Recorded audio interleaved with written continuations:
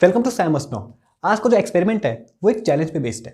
मतलब कि चैलेंज कुछ ऐसा है कि मुझे एक बेरिंग बॉल को एक वेसल से उठा के दूसरे वेसल में डालना है, लेकिन उसमें चैलेंज क्या है? चैलेंज ये है कि उसको बिना हाथ लगाए डालना है मुझे। अब इसमें जो एक्सपेरिमेंट यूज होगा, पहले वो एक्सपेरिमेंट देखेंगे, उसके बाद उसके एक्सप्लेनेशन की बात की जाएगी और भी कुछ ऐसे बात की जाएंगे जो कि नहीं पता होते हैं, है ना।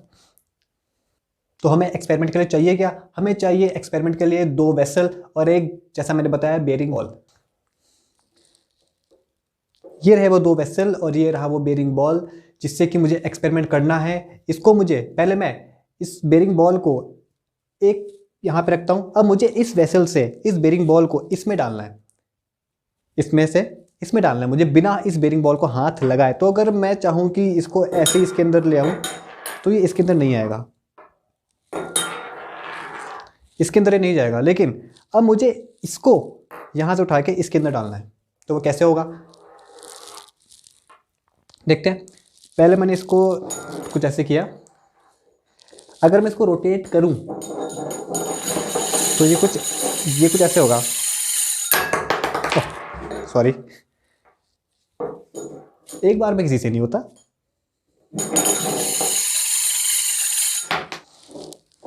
देखते जरा करके, अब हो जा। ओ, आखिरकार हो चुका है ये। तो मतलब कि हमने क्या किया, हमने इसके रोटेशन की मदद से इसको एक वेसल की हेल्प से उठाया और इसमें डाल दिया। और ऐसा ही एक एक्सपेरिमेंट हम लोग बचपन में जिद करके पैसे देकर देखने जाते थे मेलों में, जिसका नाम है मौत का कुआं, डेथ वेल कहा जाता है उसे। जिसमें कि बाइकर्स होते हैं, कार भी चलाते हैं, बाइक भी चलाते हैं, वो हर चीज उसमें चला रहे हैं, लेकिन वो नीचे नहीं गिरते। और कई लोग तो एकदम टॉप पे नोट रखते हैं, वो आते हैं और हाथ से नोट लेके चले जाते हैं वापस नीचे। तो ऐसा कैसे हो रहा है? वो लोग नीचे क्यों नहीं गिर रहे हैं? और ये जो था, वैसे तो मेरे से तो गिरा नीचे कई बार, नीचे क्यों नहीं गिर रहा है? वो बाइकर्स नीचे क्यों नहीं गिर रहे हैं? क्योंकि हमें पता है कि एमजी जो है वो हमेशा वेट जो हमारा है वो नीचे की ओर फोर्स लगाता ही लगाता है, हमें वो नीचे खींच रहा है लगातार। तो उसको कैसे मात दिया जा रहा है यहाँ पे? वो कौन सी फिजिक्स है जो यहाँ पे यूज हो रही है, वो देखते हैं आज। लेकिन बाइकर्स की जो कंडीशन है उसको समझने के लिए मुझे एक और एक्सपेरिमेंट दिखाना होगा, जिससे कि हम पहले उस कंडीशन को अच्छे से समझ जाए कि वो हो क्या रहा है उसके अंदर। उसके लिए मेरे पास एक बैलून है, बैलून के अंदर मैंने कॉइन डाला हुआ है। देखिए है वो बैलून जिसके अंदर पहले से कॉइन है। अब जो इसके अंदर कॉइन है उसको जरा इस बैलून के अंदर घुमाते हैं और देखते हैं क्या होता है। फ्रीक्वेंसी मैच होने में थोड़ा टाइम लगता है। हो गया। इसके साउंड से पता लग रहा है।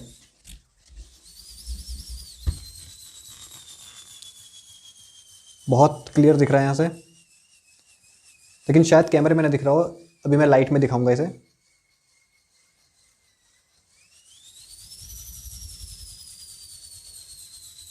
और फ्रिक्शन की वजह से एक आवाज आ रही है इसके अंदर। तो जरा इसे पहले लाइट में देखते हैं। इसके अगर मैं इसके पीछे लाइट दिखाऊं तो सामने से ये बहुत क्लियर दिखाई देगा। पहले वो देख लेते हैं।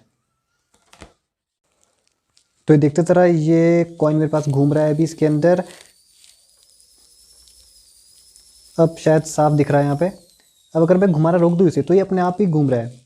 ये बिल्कुल उसी पैटर्न में घूम रहा है जैसे प्लैनेट सन के चारों ओर घूमते हैं। अब जैसे जैसे इसकी स्पीड स्लो होती जा रही है वैसे वैसे अपने आप ही नीचे आता जा रहा है। ये धीरे धीरे धीरे करके नीचे आता जा रहा है।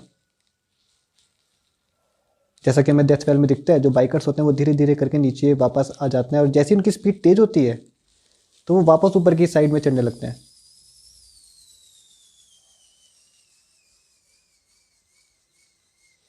ब्यूटीफुल। तो ज़रा अब देख लेते हैं कि ये हो कैसे रहा है। तो वापस चलते हैं इसके एक्सप्लेनेशन की तरफ। तो जैसा भी हमने बैलून में देखा कि जो कॉइन है वो घूम रहा है और वो नीचे बहुत देर में आ रहा है क्योंकि उसके पास कुछ वेलोसिटी है, वैसा ही अगर इसमें देखा जाए तो इस ग्लास में अगर बेरिंग बॉल है, अगर मैं इसे रोटेट करूं तो ये ऊपर चढ़ के नाचेगा, मतलब रोटेट होगा। और जैसी जब तक इसकी स्पीड तेज है तब तक ये ऊपर रहेगा, जैसे इसकी स्पीड स्लो होगी ये नीचे आ जाएगा ना। तो अब जरा देखे उस मौत के कुएं में क्या होता है, डेथ वेल में क्या होता है। जो बाइकर्स हैं, मान लिया ये मेरे पास डेथ वेल है और उसके अंदर जो कॉर्नर पे है वो मेरा बाइकर है, तो वो बाइकर नीचे क्यों नहीं आता? अगर उसके कंपोनेंट तोड़े जाए तो हमें पता है जिसने फिजिक्स पढ़ी उसे पता है कि सरफेस के परपेंडिकुलर हमेशा नॉर्मल होता है, और यहाँ पे नॉर्मल क्या है, यहाँ पे नॉर्मल सेंट्रीपिटल फोर्स है, और डाउनवर्ड में लग रहा है मेरे पास में फोर्स वेट जो कि ग्रेविटी की वजह से होता है, और हमेशा वो डाउनवर्ड ही होता है। और उसके ऑपोजिट में, वेट के ऑपोजिट में लग रहा है यहाँ पे फ्रिक्शनल फोर्स, जिसकी वजह से वो रुका हुआ है।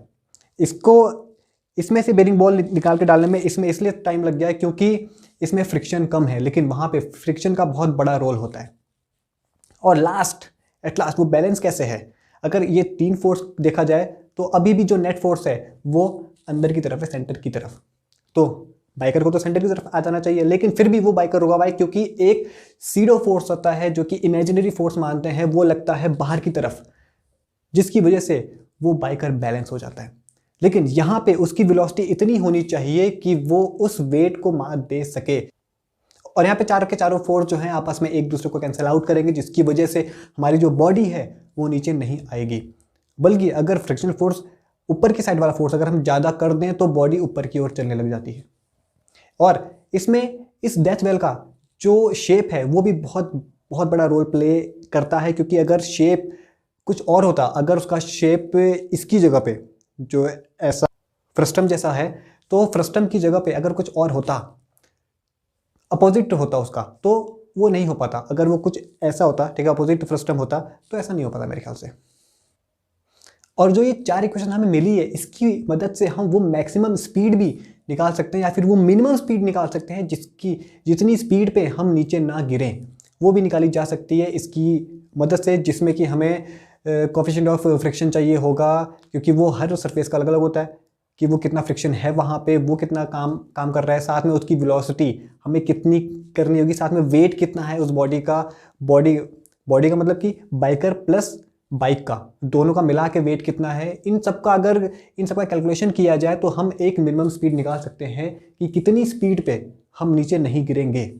तो नेक्स्ट टाइम जब भी मौका मिले तो इस एक्सपेरिमेंट को देखने का मौका मत छोड़ना। कहीं भी मेला लगता है, यहाँ तो झंडे के मेले में लगता है नहीं, परेड ग्राउंड में लगा था एक बार, तो मैंने देखा था। तो जब भी मौका मिले इस एक्सपेरिमेंट को ज़रूर देखना। और डेथ वेल नाम है इसका, डेथ वेल इसीलिए है क्योंकि यहाँ पे छोटी सी मिस्टेक उनकी जान ले सकती है। अगर उस मिनिमम वेलोसिटी से कम वो गए तो वो सीधा नीचे जाएंगे, सीधा। तो इस एक्सपेरिमेंट को देखना और ऐसे ही घर पे एक्सपेरिमेंट करते रहना। बाकी वीडियो देखने के लिए मेरे साथ में बने रहना। Thanks for watching. आराम से गिरना नहीं।